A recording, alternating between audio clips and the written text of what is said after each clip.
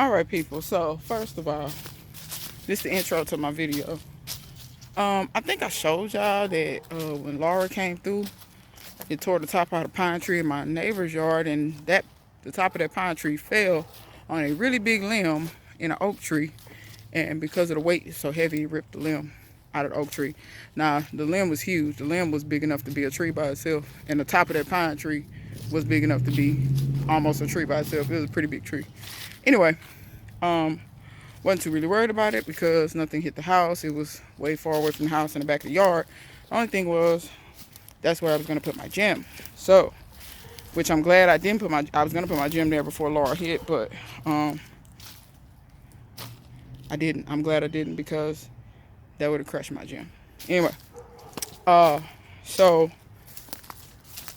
let me show y'all. Oh, yeah, but back to the PSA.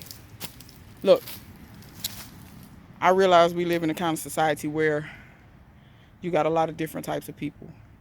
And you got people out there that's not used to seeing a woman do anything other than cook, clean, and paint her fingernails. Just know that I'm not that kind of woman. Don't assume that I've never done anything before. You know, last time when I did a harvest video, I was on a ladder, and like, I get the concern, and you know, people be like, oh, be careful. Yeah, well, I'm 35. I'm not 3. Of course I know how to be careful. Not only that, the first ladder I was on was only 5 feet. If you fall from 5 feet, you're probably not even gonna break nothing. The other ladder I was on was 22 feet. You know, you might break something, but anyway, my point is this. I ain't never been a girly girl type. I've always been a type that was climbing trees and climbing on stuff, and never had shoes on, and I was always doing rough stuff. I'm just not the most girly girl in the world. I never will be. I never have been. I usually don't run with girly girls. If you're the type that all you like to do is get your hair done and paint your nails, we probably don't have much in common.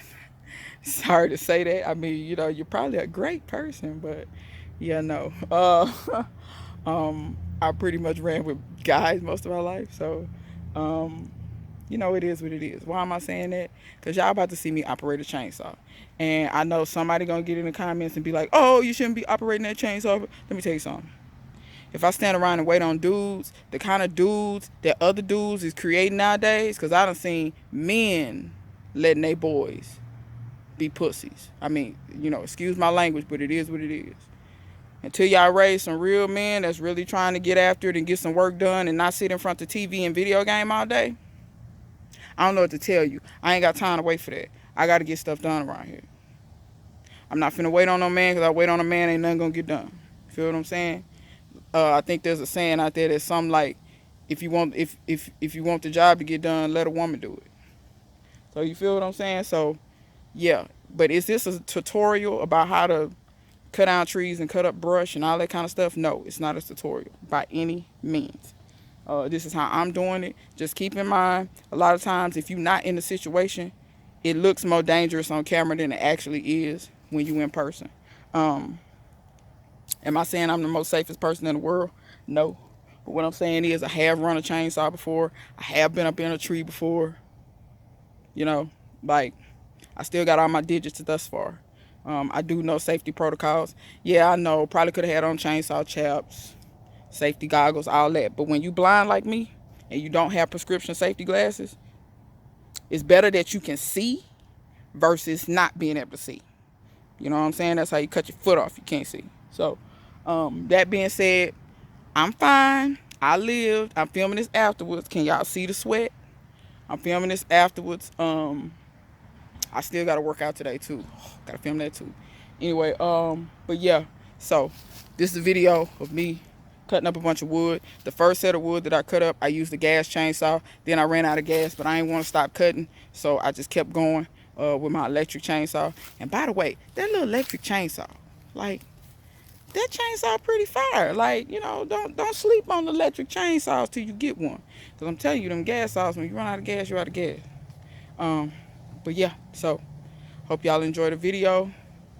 Don't try this at home at my suggestion, but if you're feeling adventurous, go right ahead. Anyway, yeah, so hope y'all enjoy the video.